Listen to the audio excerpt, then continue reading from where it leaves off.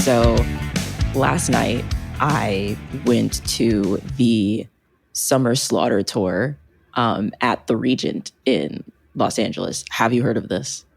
I have not. I know where the region is, but I have not heard of this event.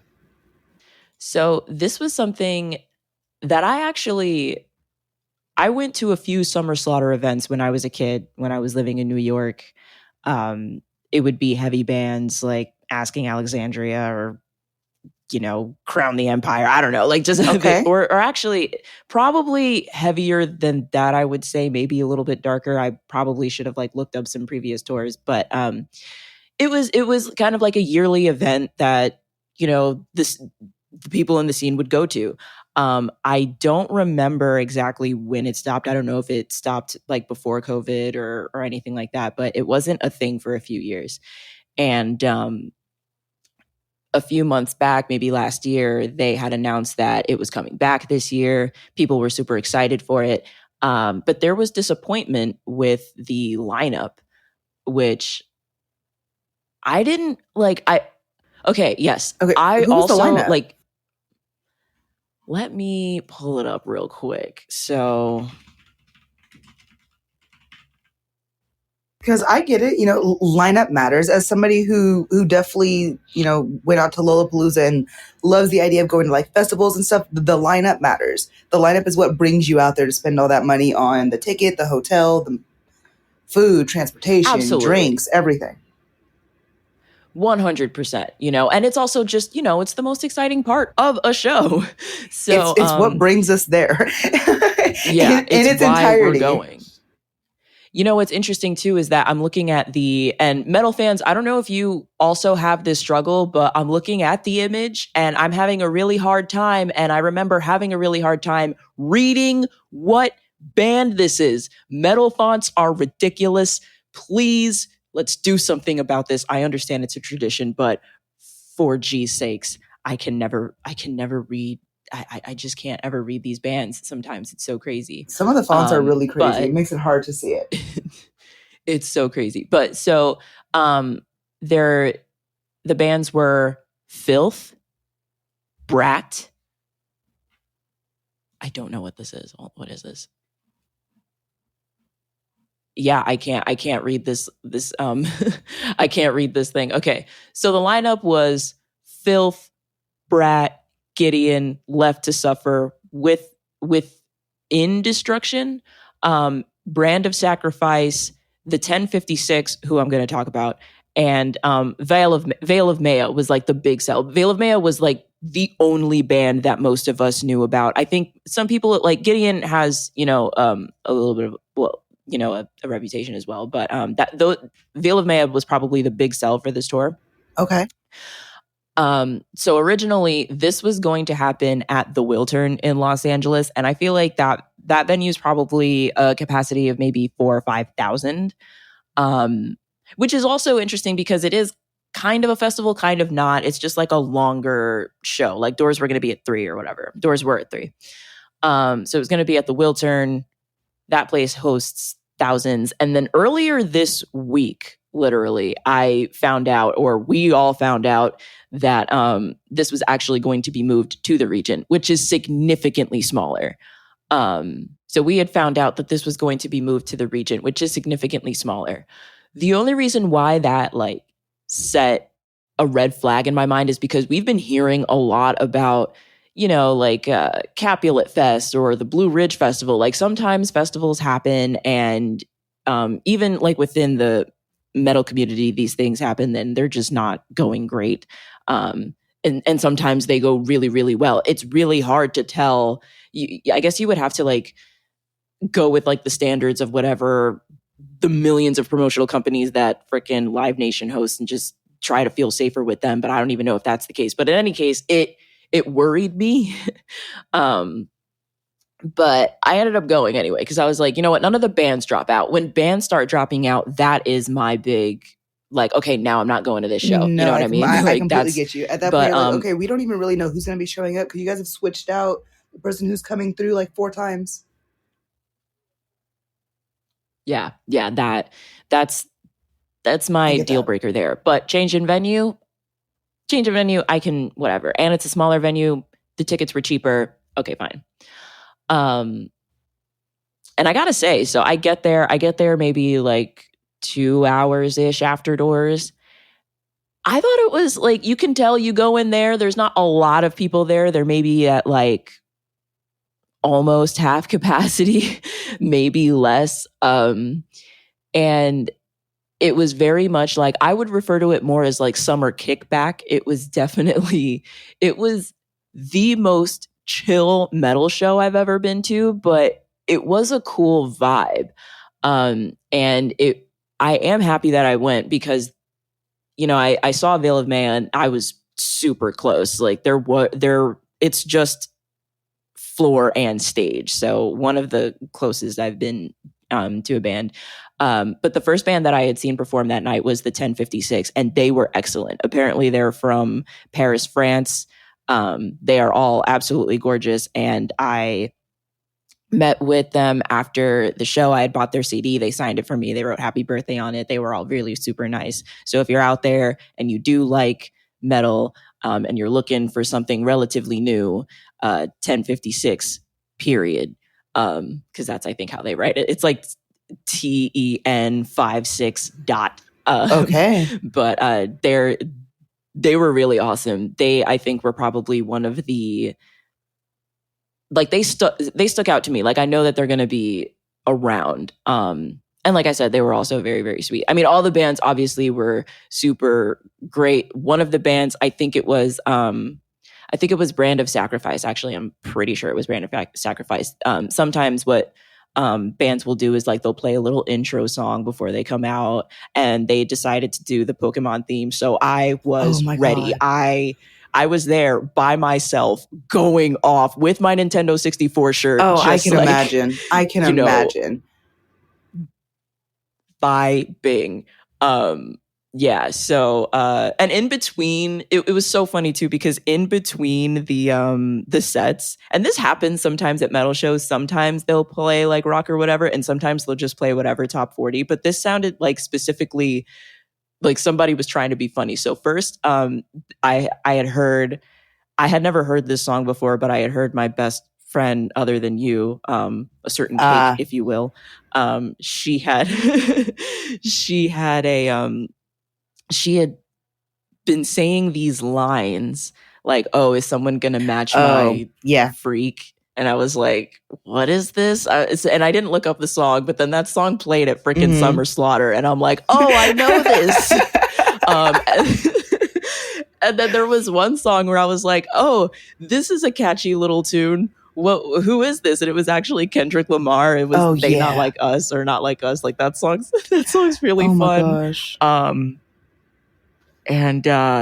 And then Everybody by Backstreet Boys. And at that point, it was just a wrap for me. I was like, oh, hell no. Everybody's going to have to make room now. Like, it's just over.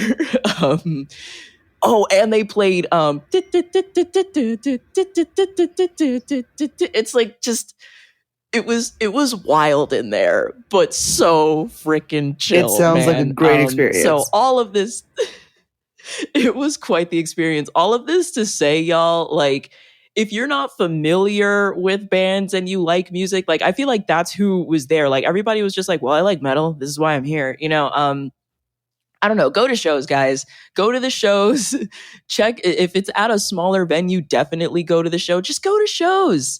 And I mean the whole conversation about, like, you know, stadium shows and how expensive they are. But like, this was a $45 show. You know what I mean? Like, you don't have to do all this extra ish to have these experiences. So, yeah, it's out there, guys. Just I love that. Honestly, it's one of the things that I miss most about LA is just having access, like immediate access to shows like that, big ones and small ones. Like that's one thing I definitely miss being outside of LA. I'm glad you're out there living it for both of us, though. Definitely. What about you? You get into anything this week? You know, I haven't gotten into too much. My brother's birthday is this week, on the 4th. He turns Lance. Yes. I mean, I'm using a different name. I know. But like, yes, like Lance. I know his name's not Lance. I just didn't want to put him on blast. No, you're good. Lance? You're good. Shouts. You're good.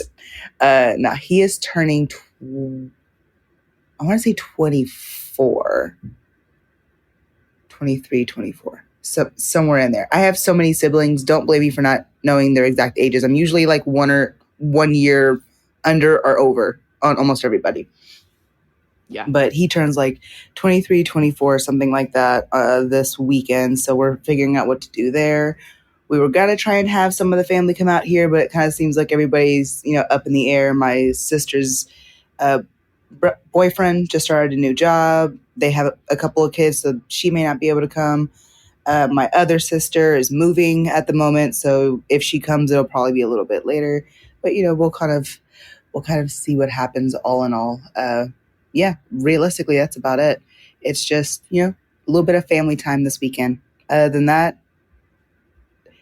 I got lucky to have a week off of school this week. That was kind of surprising. I thought I was supposed to be starting a new class. That didn't happen. Nice. Yeah. Nice. So it looks like I just got I logged in Monday ready to see what this new schedule was going to be looking like, and there nothing. I'm like, okay, I've got nothing this week at all. Everything starts next week.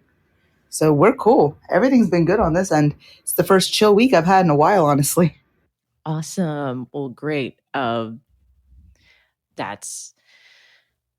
It's always good to actually be able to relax during the summer. I feel like so many of us would just work through summer. So if you have that summertime, take it. Man. And if you're in Arizona like I am, then you understand this heat is crazy. You have to relax inside somewhere. If you're able to relax outside during this heat, you're built different. I'm not built like you. I usually can handle the heat pretty well, but that's just because I'm always freaking cold.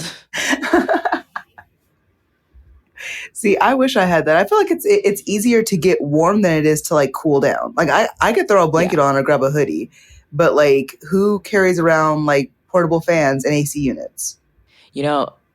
They actually those things that you can wear around your neck that's like AC. Mm-hmm.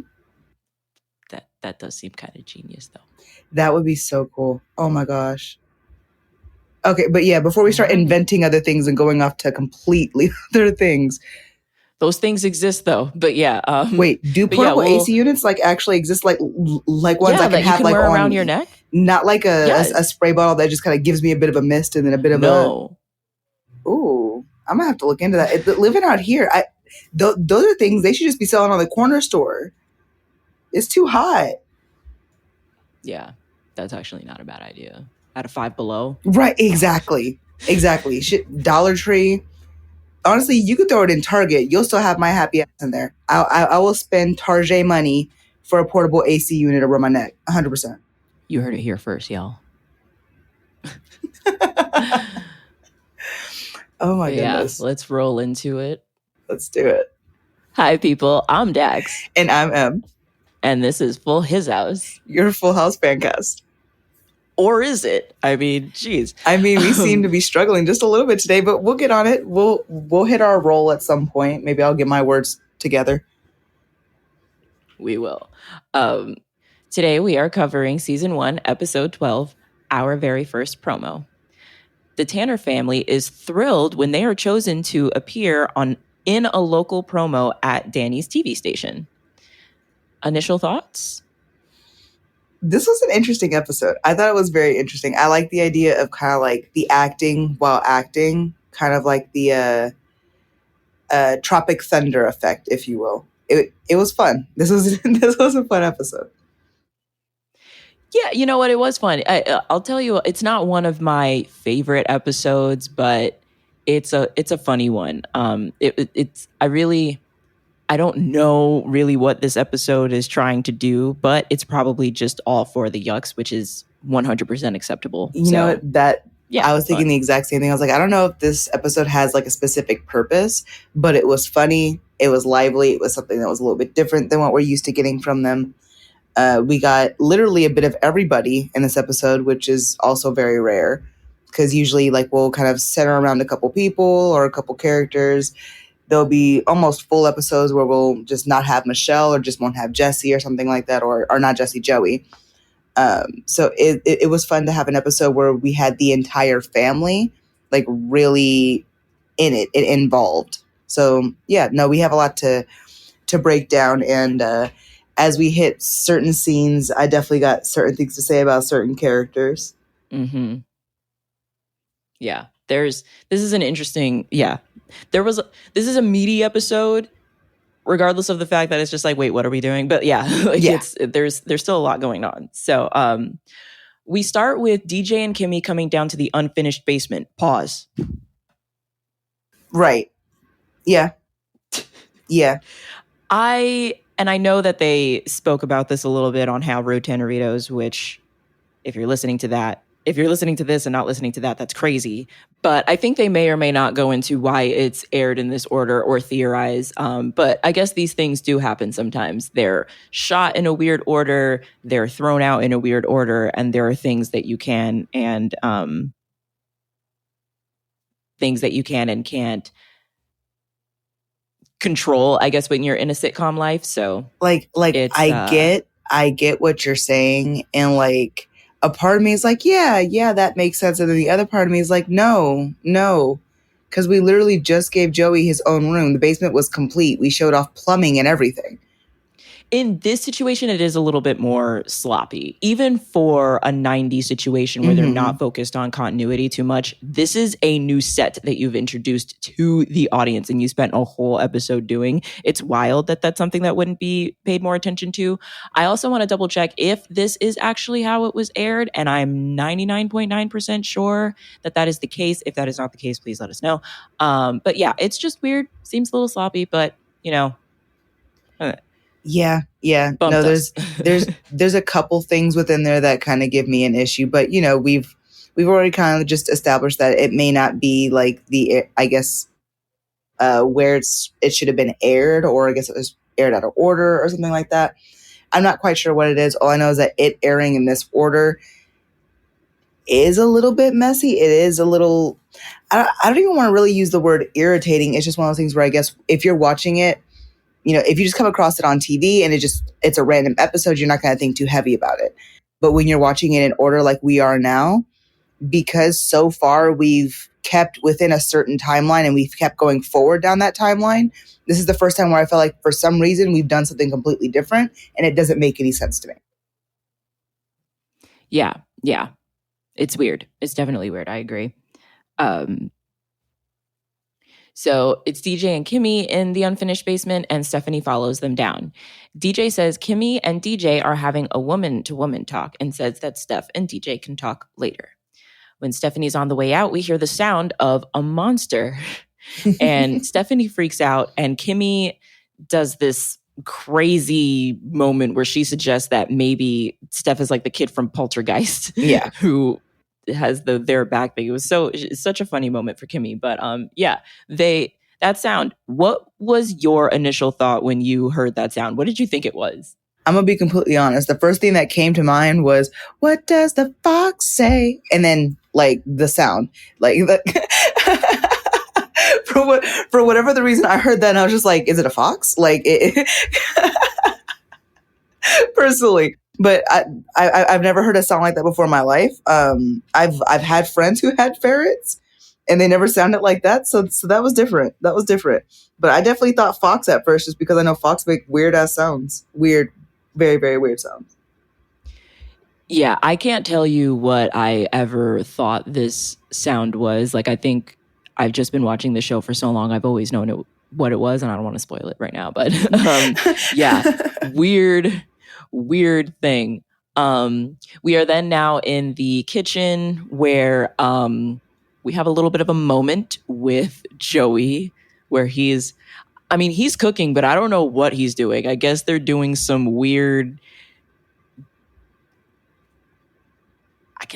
they're Japanese kind of, like, I don't like what is happening in this scene exactly. And then Jesse walks in and, you know, plays the racist game that they're playing. Like, what was happening? Honestly, I could not even begin to explain it to you because I don't know. I don't know. That was one of the weirdest things ever, because I don't know. I have no idea what they were doing. Yeah, it was a weird. Yeah, I don't know if anybody would be able to explain that one, but yeah, that's racist.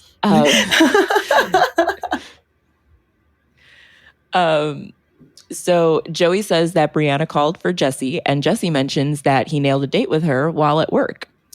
And Joey makes a comment about how he's the only one who can walk around with a cockroach on his back and come back with a date.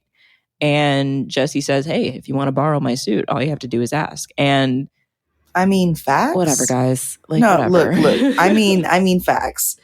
I can't imagine flirting with somebody who was wearing a roach on their back. Not even just like, oh, that, you know, because of the type of job, but just like low key, you deal with bugs. Have you showered today, or have you been killing bugs in that suit all day? Because I don't want to be around it. Bugs lay eggs. Eggs are tiny. Eggs hatch wherever they're left. Yeah, no, I couldn't do it. No, that's understandable. Mm-hmm. It's a little weird. The girls come in and say that there is something horrible in the house. And I guess the guys just kind of brush them off. And the fam starts setting the table for dinner. And Danny walks in and says that he has great news. Stephanie runs over to Danny and attaches herself to his leg because she's scared about what she's been hearing. And DJ says that it's a desperate plea for attention. And Danny suggests that DJ needs to stop watching Oprah and start doing her homework. I'm not gonna lie, until that joke, I kind of forgot that Oprah was playing at like during the time of that filming. Like, I really forgot that Oprah was on like in the late 80s, early 90s, like going all the way into the 2000s. Like, I really forgot how long her career was. That was my only note taken from that. I was like, oh, they watched Oprah too. That was my only note taken from that. Oprah, man, talking like I mean, Oprah's a whole other conversation, but she is DJ a whole other conversation. I just didn't realize her career was that long. That's what it was. Yeah, I was kind of like, oh, yeah, okay, for real. So Danny wants to share his great news, and Jesse says that he had great news about a girl, and then Joey says that that's not news, that's sports. Which, again, what? Like, what do you mean? What? Like, I couldn't understand the joke, and I don't know what the joke is supposed to suggest about Jesse, if anything. Is it his favorite pastime? I have no idea. Honestly, I'm not gonna lie. That joke went over my head too. I'm just like, sports. Well, also to be fair, I'm not a big sports person, so I may not get the analogy quickly. I also just don't get it at all, so I don't know. I wouldn't say that I'm a sports person, but I do watch Red Zone and UFC. I don't get it, but I don't get it at all. I didn't get it. If anybody out there has any theories about what that whole joke, the punchline to that joke, please let me know, because it's been 20 years. Man. But in any case, Danny announces that Danny's station is putting together promos for the newscasters, and they have selected Danny to go first. No one cares until they learn that they will be on TV with him. And everyone's excited. Yay, promos for newscasters. I mean, I don't know if this is something that I've ever... I mean, if this was something that happened, it was probably before either one of us were watching TV or born or anything like that. But I guess it's just a way for them to try to get people to not just want to hear about the sports, but like get people involved in the casters. I don't know. Nowadays, it's yeah. I actually kind of like vaguely remember some of those. At least going into like elementary school, I don't think that they really happen nearly as often going into the 2000s. But I remember at least like the late 90s and stuff. I can definitely remember a few people who were on the news who also had, I guess, their own little like segment in a sort, or whether it was like a one-off or whatever, but you'd get to kind of go home with them and, you know, this is my dog and this is my house. And obviously this is when people felt more safe with like giving their personal information out. Nowadays, you can't even take a picture of yourself in front of a house you just bought without somebody sending weird stuff to your new address. But, you know, like it was definitely back in the day where people felt more safe. Also, at the same time, like I don't even think it was necessarily about safety. It was more so like the yellow pages were out. There was a phone book. Everybody's address and name and number was all written down anyways.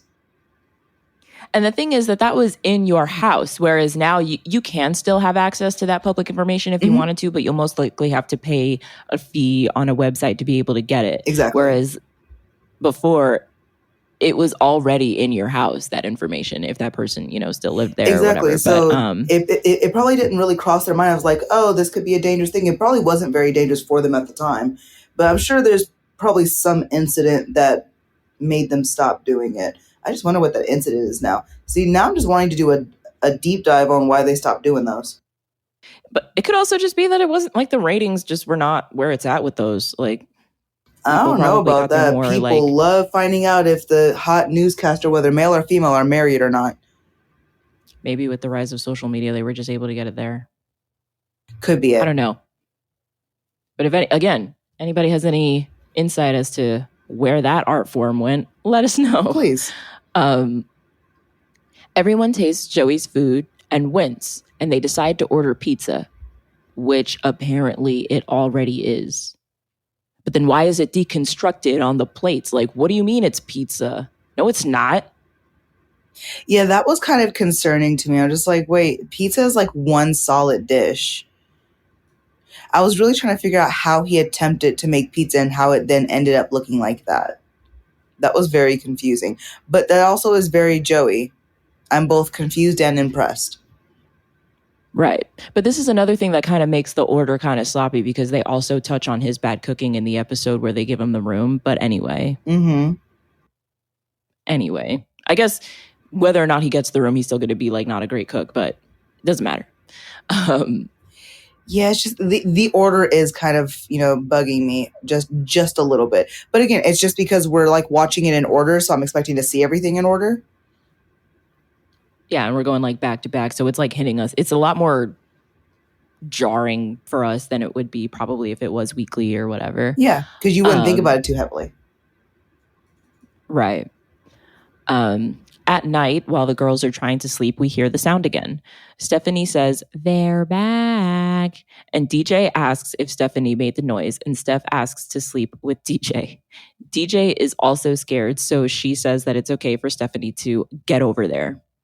Steph is afraid that the monster will eat her feet, so they use a rope and a toy box to transfer Steph to DJ's bed. What the hell? I have never seen a toy box move so smoothly when being pulled from the top like that. Like, I do understand that, like, it should be able to slide, but man, that was smooth.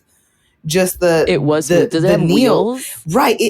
I feel like for like the purpose of the scene, they had to put wheels on it, right? Like there's no way it's gonna slide on its own easily like that. Especially with it being like one little girl pulling a toy box and a little girl on top of the toy box. And that's what I'm saying, because it's not like, okay, was the rope already connected to the toy box somehow? Because how is it that DJ is then able to use the rope to pull? It's not like they tied the rope. Like, we didn't see, all we saw was rope and then movement. It was weird. Like, I was definitely, like, they obviously MacGyvered something, but like we skipped a step, all right? Like, I want to know the mechanics of how this thing moved. You know what? I was thinking the exact same thing, because like, I was like, wait, did I like blink too fast or something? Because I feel like I missed something. It's like, I couldn't tell if she pulled the rope out from like beside the chest or if she like pulled it out from inside, but that would have been weird because how do you reach it from the inside when it would have opened from the opposite side of where you were at? So I'm just like, where did the rope come from?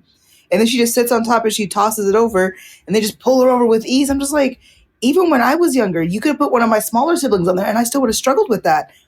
How did we manage those mechanics? Because even with a wheel, I feel like that it was so straight. It was so smooth. We didn't even struggle. There was zero struggle. And there was zero bounce back when Stephanie jumped off of it onto the bed. That too. Oh my God. The toy box didn't move backwards. It stayed exactly where it was. So it couldn't have been wheels. Yo. I'm sorry, guys. Like, I Okay. We probably get caught up on some of the weirdest stuff in these shows, but you know what? I can't help it. You're the one putting it on TV. Exactly. Now my brain just sitting here trying to figure out, wait, what just happened? That's the most cartoony thing I think I've ever seen in a live action show. It's really great. No, but you know what? Kudos to the crew individuals who made that happen. And, and kudos to the girls too. They just without a hitch. It was great. So great moment. In any case, the girls start running and screaming. Jesse comes out of his room and DJ demands, "You're a creepy crawler killer," which was that hard for her to say at that age? Jeez. Go kill it.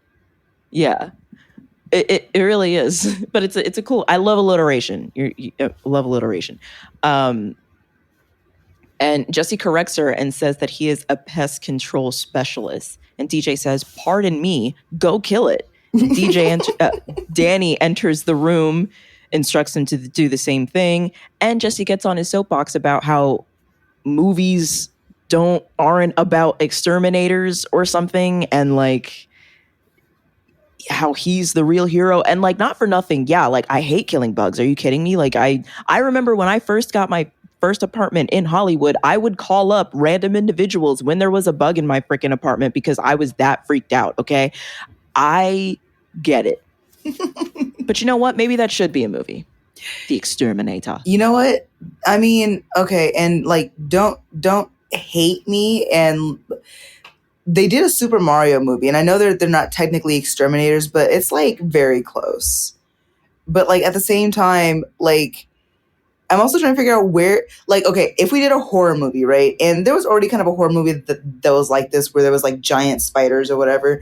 If we did something with giant insects, then okay, maybe. But you also can't tell me that people who are used to dealing with little tiny insects that are smaller than, the size of their palm are then going to be equipped to deal with giant insects, where we can then really be "Oh my God, sir, you literally saved my life." Instead of just, you figuratively saved my life and my house. Well, literally saved my house. Because there'd be things termites and stuff. That can really do it for you. Termites, rats, they're lifesavers in a different way. Just not in a physical life-saving format. And the other thing too, okay, so to answer your question about how they would be equipped to be able, not immediately, but if we did enter in a situation where we have giant insects for some reason, the first people that we would probably want to go to are the exterminators, and they can collaborate with scientists to create whatever solution we need to handle that. I think that would be the science fiction-y journey of the movie. Oh my gosh, could you imagine what that bill would look like? I'm sorry, I just imagine calling an exterminator because you have a Australian-sized coconut spider outside, and they're we got you. They come through and it costs you $4,000 because now they have to also dispose of a body. Well, okay. That being said, and South Park touched on this is one of the jobs that AI cannot do, which is why they're going to be the ones in the mansions. They are going to be the ones with solid ass businesses for generations because they didn't, do the thing a computer can do. So kudos. I mean, facts. So Jesse doesn't find anything. The girls are still scared. So Danny is staying with the girls in DJ's bed. Danny makes a joke that the closest thing to a monster is a linebacker who make way more money than an insect, I guess, or than a monster. I was like, okay, yeah, linebackers, athletes make money. LOL. That's funny. I don't know. The girls have dozed off and Danny tries to leave, but he can't. He finagles a sleep position and says the joys of fatherhood, which I thought was actually really cute.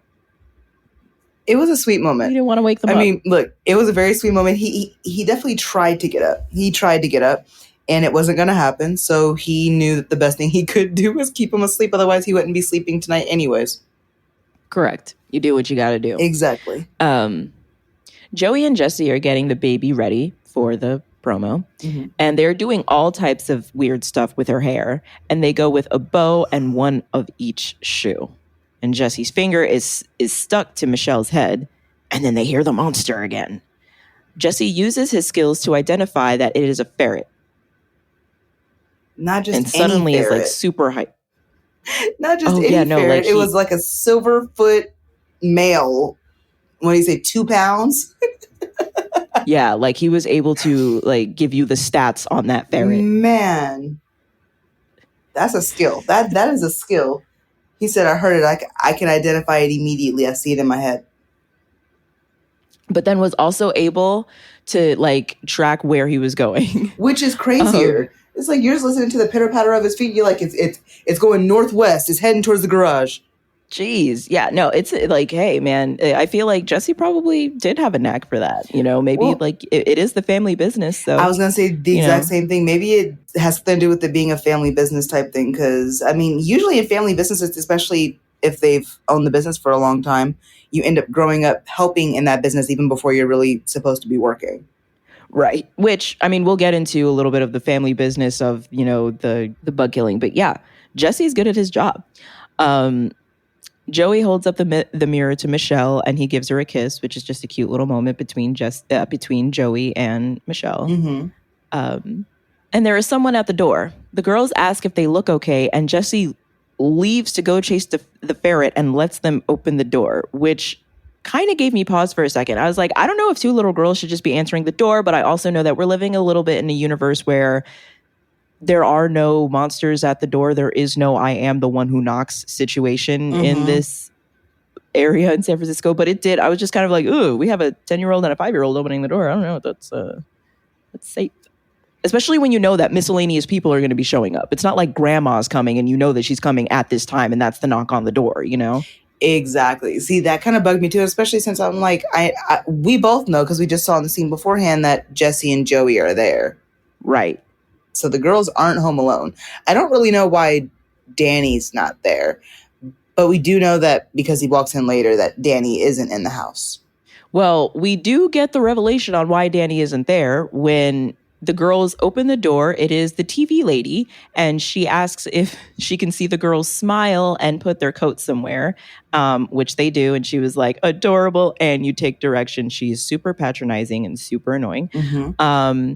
They all introduce each other, and Ronnie, that's, I guess, what was her name? Veronica, and they call her Ronnie, asks where Danny is, again, patronizingly, and DJ responds that he's been held up in editing, and, you know, just kind of responds in that patronizing way, like, girl, don't talk to me like this. Come on, bro. Like, and Ronnie says that she feels like such a dodo head. And the thing is that this to me feels like somebody who doesn't feel comfortable around / doesn't know how to be around children.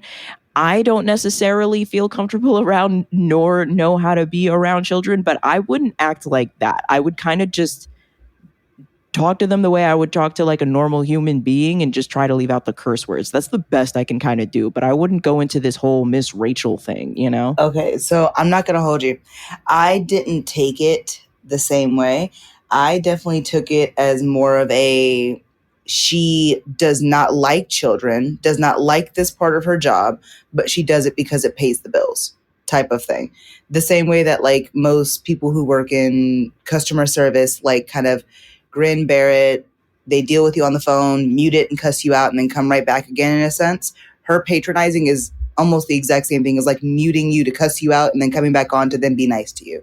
It's almost the exact same thing. She can't stand children, but she wants to work in the TV biz.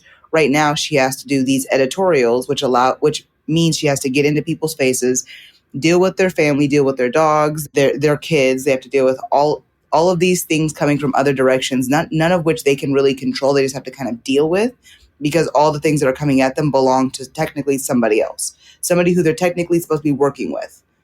So, I mean, I took it more as I can't stand you little people, but I have to do my job. Yeah. Yeah. And I can definitely see that as well. It's a little bit weird. She's just a little weird. Ronnie's like doing that director hand in front of her face thing while she's kind of picturing the picture. She's doing like laps around the living room to kind of see how she wants to film it. And the girls mimic her and asks, "What are we doing?" And DJ says, "We thought you knew." And it's just like, yeah, dude, you're coming up in here and being weird. It's like we've got somebody new in the house. You're just in here, like, I don't know, watching us or watching the room through a box in your hands. These girls haven't seen any of that before. Of course, they're going to have questions, but you would figure she'd be used to that. Yeah, again, just, these Hollywood people, man. Oh my God. Jesse is in the basement with a baseball mitt because he left his tools in the car, so he had to improvise on like how he's going to catch this ferret. How far away is your car? Don't you live there? Is it not just in the street? Like, I don't understand. Like, what do you mean you left your tools in the car? Where's your car? I've been wondering the same. And at the same time, they have so many cars. How are there so many cars and where are they parking them? I know San Fran doesn't have that much street parking and they don't have a driveway. Well, no, they had to have a driveway because there's a garage, but they closed off the garage. But this isn't the episode. See, this is where I get irritated because this isn't the episode where the garage is finished yet. So it's like an incomplete garage instead. But we know already that we have Danny's car. We know that we have Jesse's motorcycle, now Jesse's work car. And we just found out that Joey also has a car where he keeps his clothes in the trunk. So where are all of these cars? Okay, theory. Maybe Jesse keeps his car at work? Wait, is there like a headquarters that he would go to? He would motorcycle over, switch to his car, use the car to do his like home visits. Yeah, well, back, drop off his car. Yeah, I mean, there's definitely a place where I guess you could call like an HQ. It'll usually be wherever their dispatch department is, the people who are taking in the phone calls and then telling them where they need to go to next. Like, there's always going to be kind of like a home base in a sense. Most times they don't keep the cars there though, because it means that you have to start from there instead of them being able to give you jobs based on where you're living at, because it means you can get there quicker. That's just from my personal experience when I was working in that kind of stuff in my like early 20s. Yeah, no, that totally makes sense. I don't think that people are just out here leaving their cars at work. Yeah. But that's the only scenario where I could think of him leaving his tools in the car and him being so desperate to use a freaking baseball mitt, a catcher's mitt, to catch a ferret. Like, it's hilarious. It works for the joke. And if that's what it was for, y'all made it. Y'all did it. It's funny. You know what? I can't even blame him, because there'll be times where I need something, but it's in the other room and I'm too lazy to get up and grab it. So I just kind of go without it. You choose your battles, and I guess he chose his. It wasn't that one. Yeah, maybe he was also confident in his catch. He's like, Psh, man, I could do this with my bare hands if I needed to. Yeah. Just give me a quick minute. I got you. He already had the beast locked in his head. He knew his location based on echo. It was crazy. He's just listening. Yeah. He's just on one in this episode. The best listening Jesse ever does is when he's finding some kind of vermin or rodent. It's crazy. Oh my God. Oh my gosh. Oh, it's so funny. Joey suggests becoming a ferret literally to try to find the ferret. And Jesse asks if he fell out of a tree when he was a kid. And Joey says, yeah, he did. Jesse intends on killing the creature. And Joey says, look, if we were talking about a lawyer, I'd be right behind you, but run, ferret, run. And just, opens up and just tries to, and I am on Joey's side. That is you can't just kill a ferret, okay? That is, it is not this, and I mean, we can get into conversations about we try not to kill bugs in this house. We try to do the cup paper thing and let them go outside. I judge you way less for killing a bug than I would if you killed a freaking ferret. My God. I completely agree with you on that one. Look, I'm not going to try and play that person like, I try not to kill bugs in my house. No, I had the outside of the house is sprayed. And if they happen to get in, I do kill them because this is my space. Just like with any other animal, if you get close to their home base, to their space, they immediately go on the attack. It doesn't matter what kind of animal it is or insect. When you get too close to their den, to their little home base, their nest, whatever you want to call it, they go on the attack too. I'm the exact same way. My space is not your space, and your space is not my space. So let's not create an us space. No, I agree. Like there are a few times where I'll get the raid out when I am just too scared where I'm like, oh hell no. But yeah, if I'm not alone, the other individual, my roommate would actually like, be like, all right, let's old school this. I love the term But old school this.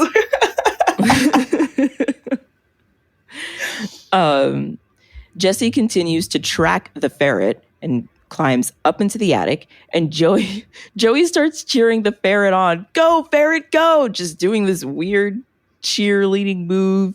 And he moves the ladder away from Jesse so he can't come back down from the attic. So Jesse is stuck up there, and he makes Jesse promise that he will not hurt the ferret.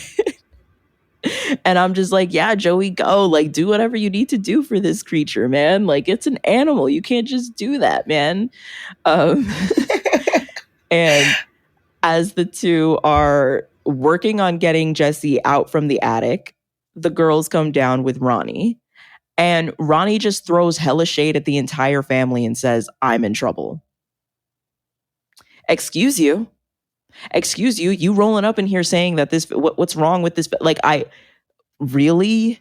She hasn't even seen anything yet. That's my whole thing, right? It's like she's just stepped in. She's seen two kids who are eager to please and willing to mimic. And then two guys who are, I don't know, walking in at the moment she did it probably looks like they're practicing their gymnastics or something. I have no idea. But how does it not look like someone trying to help someone out from the attic?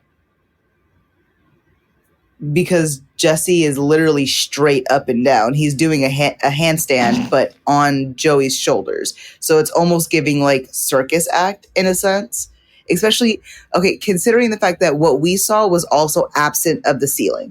Like we didn't actually see where he was coming out of. All we saw was like one holding the other one up, and Jesse's body was very straight. It wasn't limp. He wasn't like folded over trying to be pulled out. Like, nah, he was balancing up there. Now that just kind of makes me wonder how they filmed that. Right. Anyway.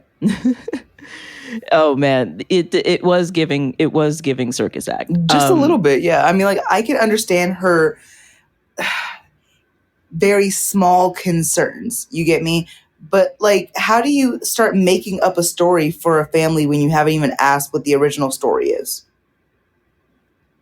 That's also very true. Like she didn't even like say, yeah. That's like I think people would love to see like what we're watching now. 3 guys, one of which is widowed, and the other one is like the brother of the widow of the one who passed away and whatnot, and then they're taking care of these 3 girls.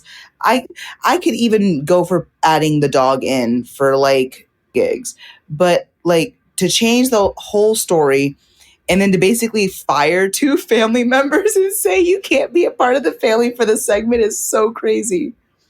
It's so wild what she does. So we'll get into detail about exactly what it is that she does. But so Danny shows up and quickly meets Ronnie. Ronnie's not really all that interested in figuring out how Danny's doing today or anything like that. It is revealed that Joey won't be needed for the promo. He just like it didn't fit with her vision or whatever. And Danny asks, "Are you saying that Joey isn't important?" And she says, "Important? Why, he's essential. He will be holding the cue cards." And I was just like, ew. Yeah, that moment definitely gave me an ick. That also kind of, I guess, extremely. I feel like a lot of people have dealt with someone who was like that. It's like, oh no, you're fan. Like it was a backhanded compliment in a sense, right? It's like, oh, you're so essential. You're going to be behind the camera where nobody can see you, where you're not saying anything, where you stand in one spot and all you have to do is drop a card when I tell you to. It's that patronizing thing. Yeah. It's so weird. Ronnie suggests that most sportscasters are jocks, and Ronnie wants to sell the Tanner family with style, class, and sophistication. Okay. I'm sorry. I don't see. I understand what she's saying, right? I do. And I'm going to go on a little rant here because I understand what she's saying as far as like, most sportscasters being jocks or whatever. I get that. But how do you walk into a house where the whole back area is covered in planets You see kids' toys everywhere. Like, there's not a sports thing realistically in sight. But we still think he's a jock? You're surrounded by girls' toys and like Joey's shenanigans. Yet you still read jock? I don't know what she saw in DJ, Stephanie, Joey, or Jesse before Danny got there that made her think jock. So I don't think what she was saying is that she was getting jock from the family. She was saying that usually people in Danny's position are jocks, but obviously he isn't.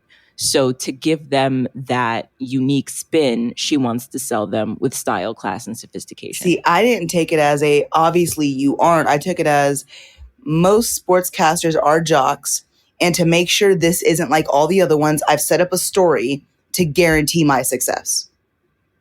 Oh, and you're saying, so why would she have to stray so far from the truth anyway if all she was trying to do is be different? Exactly. If all she was trying to do was stray away from that idea of being a jock, then why not go with the truth, which is a single father raising his 3 kids whose wife just died, 6-7 months ago at this point in the timeline, and is being helped by his best friend and his brother-in-law. Like, who else has that? I can't think of one other person other than what we're watching right now. So it's just like, if you were looking for something different and original, it was already in front of you. Why did we stray so far from what was already in front of you for this? If all you wanted to do was make sure it wasn't the same old story you always tell. Right. Yeah. No, I completely agree. It's freaking weird.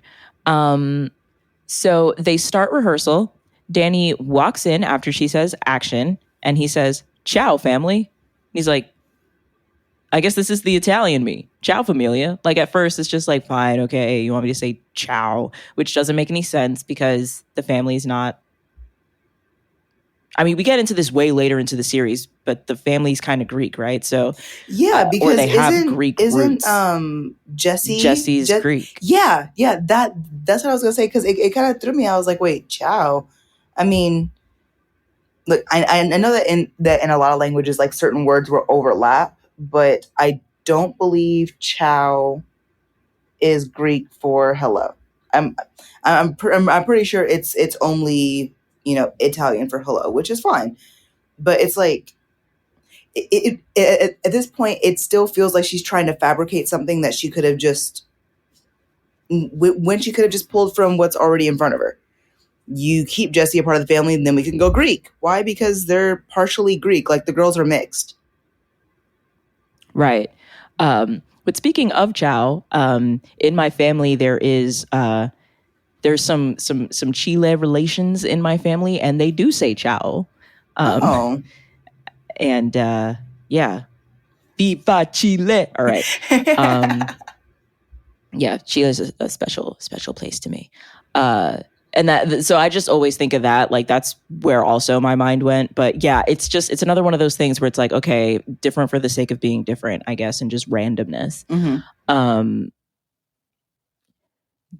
Then Danny sits on the couch and Da Vinci the dog comes in. And Joey suggests that this is a man's poodle. It's a poodle on roids. And I'm just like, again, okay. I mean, I do love that freaking dog. That dog was awesome. I love a giant dog. So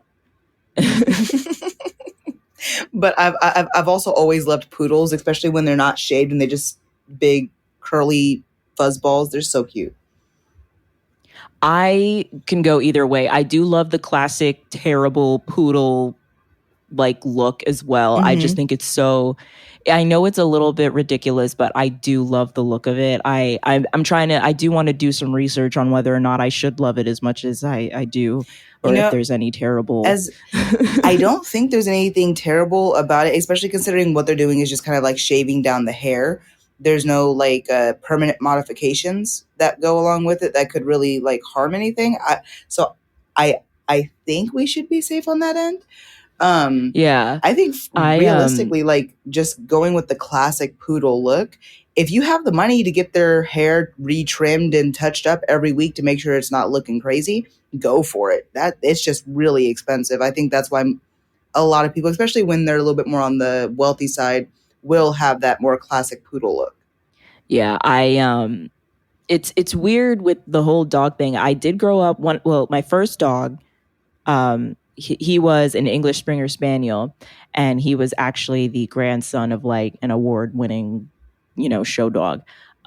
So he was born, obviously in a little bit of a puppy mill situation.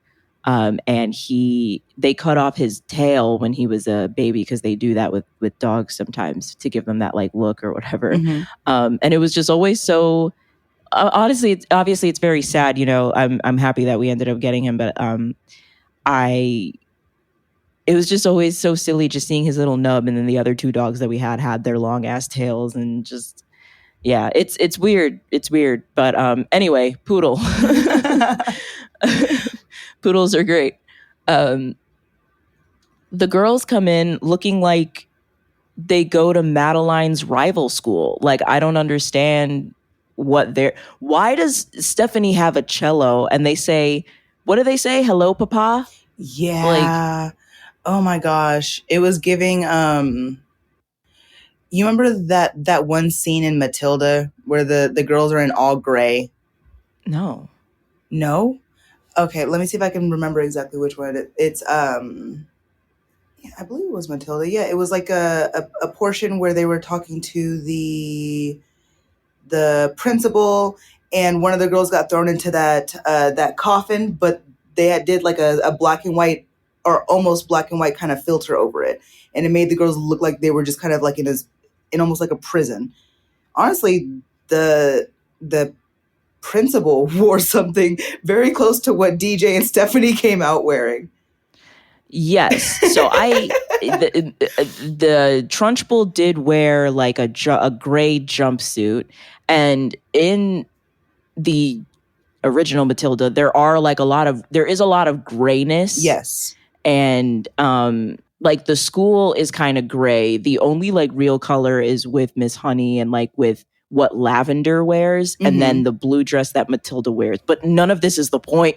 See, I'm glad you remember though, because it's been like 10 years since I've seen that movie. So they cue the housekeeper, who is Jesse, and he says, "Hi ho, tea time with the Tanners." Why? I don't know, but it killed me when I heard it. He really put his chest into that whole line. I was here for it. And Danny was like, "I don't get it. Are we French or Italian or British?" And Jesse's like, No, I'm British. And it's like, oh God, okay, sure, fine. Which, you know what, to be fair, is this just as racist as the earlier moment that we had before, but we're less, you know what I mean? Like, I mean, just a bit, yeah. I mean, look. We're sorry. We could say it's just a little bit racist, or maybe a little bit racial or racially stereotypical to cast the English person as the butler. Just saying. Word, it's a little weird. And like, okay, so here's the other thing too. You ever hear that song "My England" by Lady Sovereign? Nah. That song slaps. She'll tell you straight up, "Nah, we hood down here." She's like, "It ain't about tea and biscuits. I'm one of those English misfits. I don't drink tea, I drink spirits, and I talk a lot of slang in my lyrics." Bars. Damn. Okay, anyway. Joey makes a comment, "Now you know why I didn't fight too hard to stay in this thing." And the next moment is the moment to end all moments. Cue the baby Michelle, and a little Asian girl walks in, and she's so cute though. Like she's also wearing one of those little outfits. She comes in smiling. Oh my gosh. And Danny picks her up and he says, "Oh, you are so adorable. Who is she?" And Ronnie says, "Oh, I thought that, an adopted daughter will be great for the image." And Danny says, "Oh, okay. Well, are your parents here?" And then she says, "In the kitchen."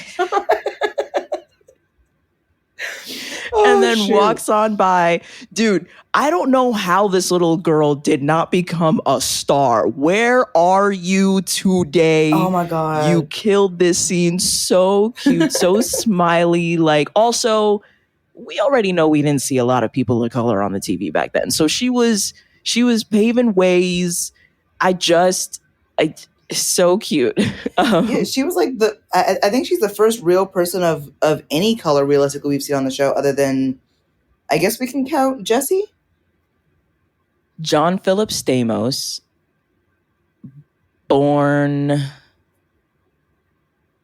he was born in California. Okay. He was born to a second generation Greek American restaurateur. So he's a third generation Greek. Okay, you know what? I kind of love that they threw his real Greek like heritage into the show as well, and just made like that side of the family was a big Greek. thing for him. I actually really, really, really love that they threw his real heritage into that. That's big kudos. I actually really enjoy that. But yeah, I think we can count Jesse as at least a, you know, their first step towards a person of color at very least. Like yes, could you go for someone with a little bit more melanin? You 100% could have, but we got to start somewhere. And we went from Jessie to the cute little Asian girl. So we're slowly moving in that direction. It's gonna happen way later. It's gonna happen way later, but we will have Black royalty on this show. Ooh, let me tell you. Royalty. Those are big words. Black royalty is big words. Yes. Like a couple of icons, two of them, to be honest with you, one of them being, I mean, if you're a fan of the show, you already know. I'm just going to fill her in now. I'm not spoiling anything. But Taj Mahal, bro, like he's like a regular on the show later on. And I feel so terrible because I'm forgetting this queen's name. My fault. You my girl. She was in Birds of Prey. She is absolutely gorgeous. And she just kills it on this show. I loved watching her when I was a kid. Let's see. Her name was Denise. Jurnee Smollett. Smollett? Oh, I know who you're talking about. Okay. Yes. Okay. So she brings she was in fire. Lovecraft Country. That's where I know her from. Yes. Okay. So we will see her. It's going to be seasons from now, but I love her in this show, and I love her. I love her as an actor, as an actress, however you want to say it. You know, I think that actor should be for both, but however you want to say it, I love her overall body of work. She's extremely talented, so I'm very excited to see that happen. Danny is completely outraged. He says, "You're saying my daughter wasn't right for the part of my daughter?" He has had it at this point. Jesse and Joey and the fam say that they played along just to support and see if he was actually going to be down with this. And Ronnie suggests that no, they need to make a splash. And Danny says that he thinks that she splashed down from another planet. And he explains what his vision is for his family. And it's a family of people helping each other.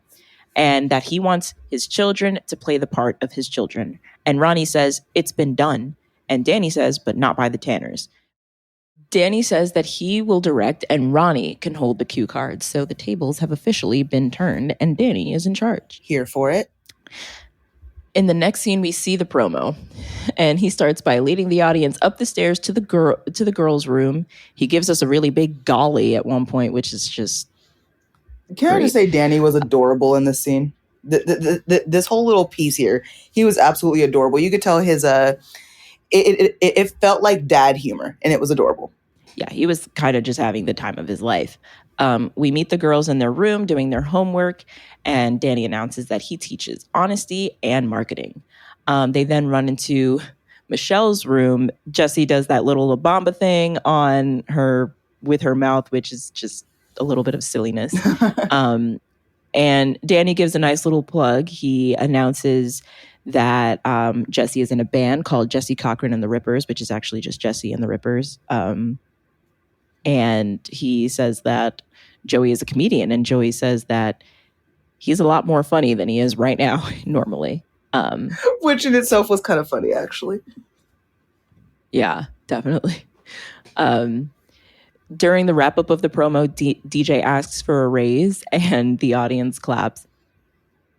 I feel like I've seen this, like, you know, those campaign videos, you know, for like your senator or whoever, like, you know, stuff like that. It kind of felt like Joey says that it needed a poodle. But yeah, I thought the promo came out cute. I It think it was Danny kind had of the right giving idea. like a family friendly MTV Cribs. At the end of the promo, the family runs to the kitchen for ice cream, which I might do also. And we hear the ferret again. Jesse chases it, he catches it, and he holds it up to prove that it's a male. Super cute. He like does that thing where he like holds it from the bottom to reveal his area. The way he just kind of flings it in Joey's direction to show him he was right is so funny. Yeah, he's just holding this ferret like it's not a random ass ferret. He's exactly. So comfortable. But the crazy part is how comfortable the ferret was too. That ferret was awesome.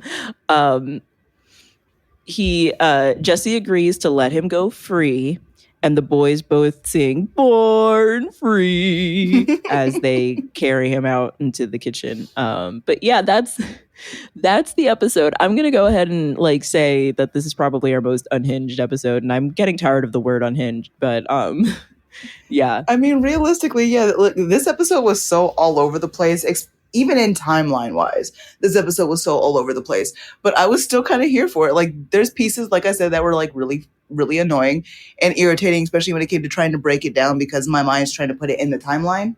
But overall, like, it was a fun episode. It was a fun episode. Joey actually made me laugh quite a bit. Jesse made me laugh quite a bit too, and I kind of love the ferret side quest.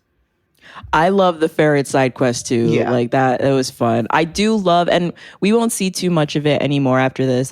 Well, maybe a few more episodes, but I liked seeing Jesse in action, like, you know, just like hunting something down. I thought that was so funny. They talk about this a lot on How Rude Doritos.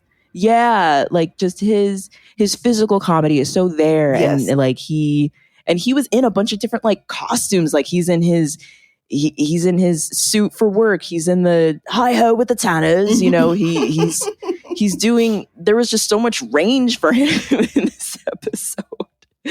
No, I think it was really good. Interesting. Especially for Jesse. I really enjoyed Jesse in this episode because we did get such a range from him. It was so much fun. But you know what though? We got a lot of range from the girls too, from having to go from, you know, from one high end to the other, from hello, papa. Oh gosh. It's just like, yeah, I think almost everybody got some range here because even Joey stepped back and let Jesse really take the comedy train this time. Joey was like, you know what? That's why I didn't fight to be in something like this. Because usually he'd be the first one to jump at being able to do something a little bit weird or goofy or something that might, you know, get a reaction out of Danny especially. He was like, oh, they don't need me for this. Exactly. They He's got like, this one. Exactly. Well, do we have a not in my house moment? I would just say Ronnie. Ronnie would just not be in my house. Oh my gosh. I'm going to have to agree with you on that. Well, that and the fact of the two girls answering the door by themselves. That's also a not in my house thing.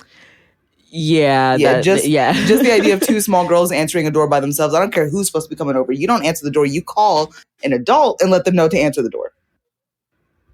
Yep. 100%. Do we have a get the violins moment? I mean, anything heartfelt for you? Ooh, did we have a... Maybe when like Danny freaked out, well, and that might be more of a dad like Danny situation, but just the whole... but it's not violins. I don't even think we had any violins in this episode. I'm trying to think really, because I feel like we also had just like a lot happening in this episode as well. You know what? I don't think we have a get the violins moment, but we could trade that out and just give it to that little Asian girl because she was just adorable. How about that? Let's do that. Like, can we just get the violins on how cute this little girl is? So funny. Exactly. She deserves her own entrance and exit music, so let's just give it to her. Sweet. I love it. What was our full stop? Oh, the freaking thing that Jesse and Joey were doing at the beginning of the episode. Oh, whatever that was. Yes. Yes, that's our full stop moment, folks. Whatever that was. 100%, because it still confuses me. Yeah, oh my God, guys. And then a dad like Danny moment. And for me, it's definitely going to be him being like, my daughter does not fit the role of my daughter. Like, you said what to me now? Nah, we're going to take this whole thing down. You're going to hold the cue cards, and I got this. Like, just him taking control of that whole situation, really appreciated it. Like, nah, this is my house. I liked that moment, but I also really liked the moment where Danny just chose to not wake up the girls and just find an angle he could sleep in the bed despite two of his limbs being completely off the bed. I would have to say that one for me as well.